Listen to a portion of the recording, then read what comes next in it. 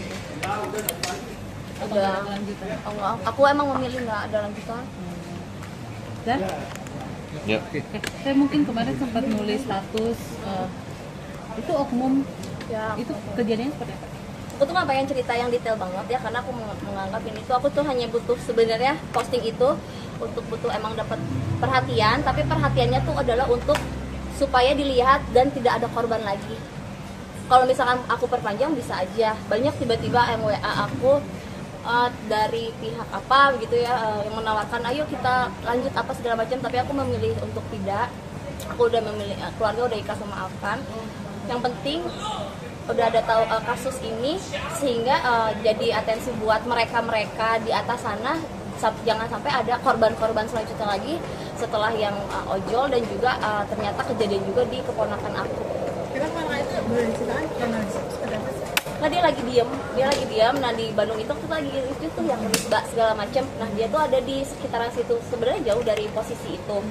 Cuman kan namanya orang chaos ya, jadi dia tiba-tiba ada orang lari, dia masih santai, masih jajan tahu bulat kalau di Bandung kan soalnya masih santai, tiba-tiba ada yang lari, terus ada yang lari juga ke arah dia, ya dia otomatis lari. Sebelum lari dia udah keburu di ininya, iya. Dan dia cerita, ponakan aku cerita tuh kayak mau nangis gitu.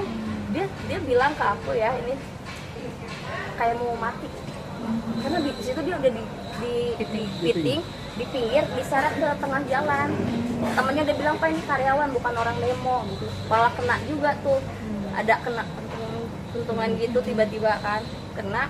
Jadi dua-duanya kena nih, untung ada warga gitu kan dibantuin, tapi sebelum itu si ponakan aku di ini dulu, makanya aku tiba-tiba iya kan aku udah makin jengkel kan, aduh kejadian nih, aku aja kan lihat berita-berita yang anak-anak seumuran gitu, aduh jangan sampai kena ini gitu, ngeliat mereka aja aku udah miris banget, sedih banget, ternyata kejadian ke darah daging sendiri gitu istilahnya.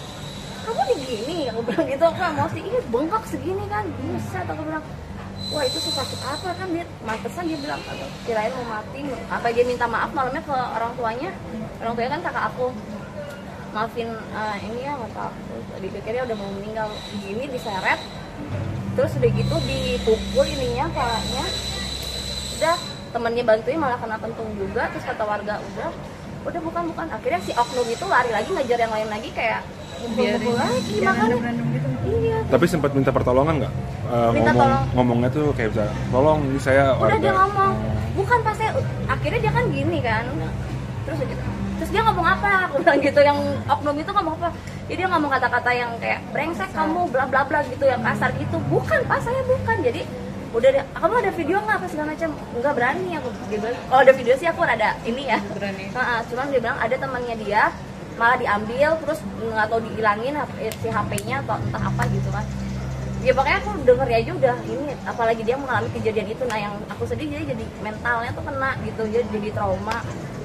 Katanya kalau nggak ada temennya mungkin dia akan menjadi mungkin ya salah satu seperti yang diberitakan itu, yang apa diculik. Ada permintaan maaf sendiri nggak dari pihak oknum tersebut sampai sekarang? Kalau misalnya permintaan maaf dari pihak oknumnya nggak ada, cuman ada orang yang mau memeditasikan kayak yuk mau nggak gini, enggak, aku pikir udah cukup.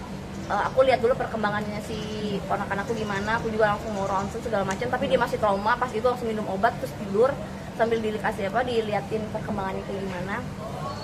Cuman aku pikir kayak apa ya, kalau dipanjangin juga ini nggak lagi chaos kayak gini, aku juga bingung. Misalkan ini mininya aku aja lapor polisi yuk, ini saya ponakan saya dipukul sama siapa, sama oknum polisi, ya gimana kan bingung ya. Kalau ini kan sama tetangga saya, itu sama temennya gitu, lah kan bingung ini kan. Aku juga kayak aduh udah deh, yang penting temen ponakan aku juga begitu sampai tempat yang aman, ke tokonya dia lagi kan, dia kerja di toko di situ dekat situ, langsung muntah-muntah kan, itu jadinya serem ya. Ini terus kena itu ya muntah-muntah gitu kan, jadi waduh aku bilang ini serius nih kayaknya.